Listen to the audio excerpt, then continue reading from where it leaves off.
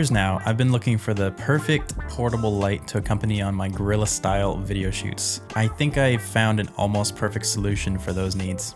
Enter the Zhiyun Cinepeer C100, an extremely versatile and powerful LED light bar with a max output of 3,870 lux. And also, full disclosure, Zhiyun did send me this light for testing. While I do get to keep it, I wasn't paid for this review. So, returning to my point, portability was crucial for me. My work often involved driving to locations, packing up all my gear into a trolley, and walking to the shoot. Having a compact light is invaluable for me. While my VL150 cob light gets the job done, it's quite cumbersome sometimes, and power hungry. With only one V-mount battery, and often nowhere to plug it in, it can be pretty limiting for me. So that's where the C100 shines. It's portable, incredibly bright, and boasts an extremely long battery life. So let's just get into the details about this light. The battery life is impressive. I took this light on a recent shoot, filming for about 20 minutes straight at about 50% output. The light was ample and I didn't even need to use full power. This only reduced the battery to about 85%. In terms of specs, it actually has 6 4,500 milliamp batteries inside, providing around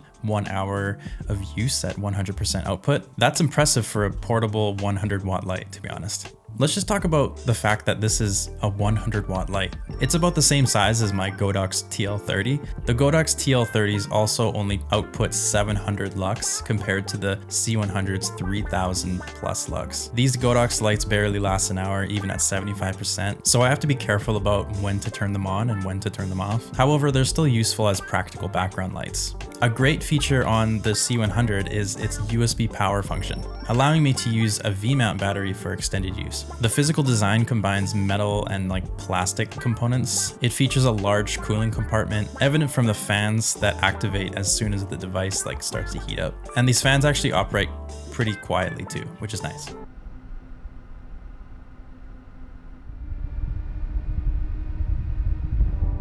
It's heavier than most portable lights, but its weight contributes to its high quality feel. While hanging it on a boom, it feels somewhat precarious. The included mount secures it actually pretty well. I appreciate the squared off sides, which makes standing the light vertically very convenient. The screen placement, however, is not ideal. Located on the back, it's difficult to see the settings when the light is mounted above. My biggest issue with this system is the Vega app. It's not a full controller for this light or any of their lights. While their main selling point is wireless control, which works, the biggest deal breaker is the lack of full control. And what do I mean by that? You can't access all the effects through the app. You still have to program them in the menu, which is difficult to access when the light is attached to something.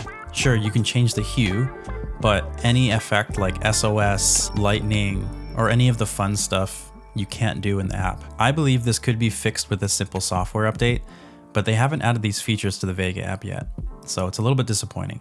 The dials are tactile, but their responsiveness can be inconsistent. Sometimes they lag or don't even respond at all, suggesting a disconnect between the software and the hardware. The buttons near the screen are also a bit of a drawback for me. They're flush with the screen and have minimal travel, making them less user-friendly. On the positive side, the screw holes on both sides offer versatile mounting options, which I found very useful. The plastic parts have unusual texture, reminiscing of fine grit sandpaper, and scratch easily too, which is not pretty. I'm not particularly fond of this material choice, to be honest. It is what it is.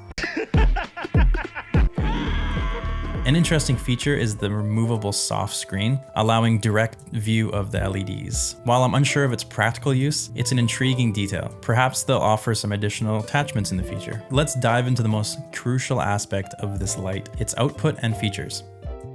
So this light actually boasts a plethora of features, some of which I've never even fully grasped, to be honest. I don't know if I even use them, but it's kind of cool that they have them. It includes all the standard options like RGB, 2700 to 6500 Kelvin control with white balance adjustments, and effects such as police car, TV, lighting, and strobe. However, I find some of these effects to be a bit odd. For instance, the lightning effect only flashes once, and it has a very obvious rhythm to it, while other lights offer a more detailed simulation. The TV effect is also kind of strange because it fades between brightness levels instead of making hard cuts like real TVs do. I mean, I'm just also nitpicking at this point. Overall, these features are great to have, but they seem a little bit underbaked. So here are actually all the lighting effects if you're curious. So it offers 36,000 hues with a peak 100 watt lighting output. That's impressively powerful for such a compact light. It could even serve as a key light actually, though I find the included softbox isn't as soft as a larger octagon shaped softbox. But actually, to put it into perspective, the power just went out at my house because it is like stormy outside. I wanted to film this video, so I may as well just still do it. I couldn't plug in my cob light, so I have to use, well, the C100. So what you're actually looking at right now in terms of the key light, this is the C100 at about 25%.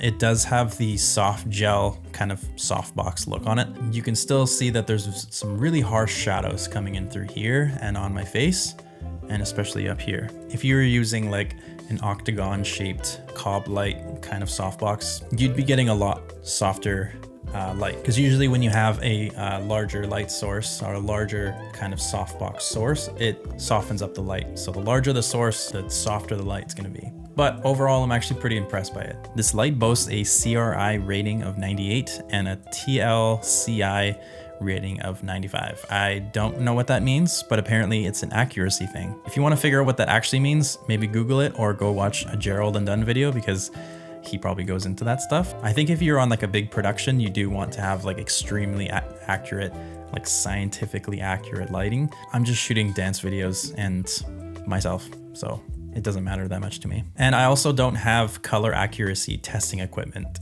To my eyes, the colors look pretty good. So let's talk about the accessories now. So these are the accessories that you'll get if you buy the creators bundle, and it does end up being a lot more expensive. There is a detachable barn door that also serves as a base for other attachments. You can attach a soft diffuser for softer light, as well as a grid that slides into the barn doors. This grid is definitely my favorite, as it's very deep and allows for precise, almost spotlight-like scenes.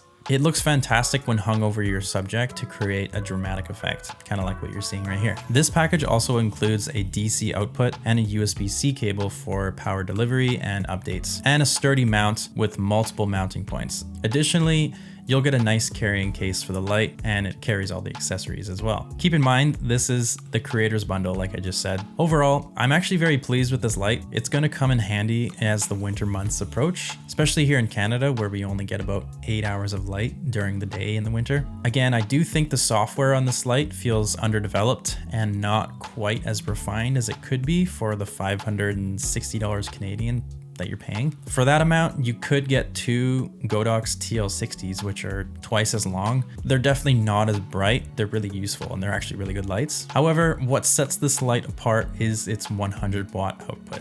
That is huge for me. That's extremely useful in most scenarios when you need powerful lighting or a key light, you know, outside of your studio. I definitely see this becoming my go-to key light for on-the-go shoots. So thank you so much for watching. I really hope the power comes back on, because I would like to edit. Yeah, I've left links down in the description down below if you want to check out the C100. And yeah, that's all for me today. Take care.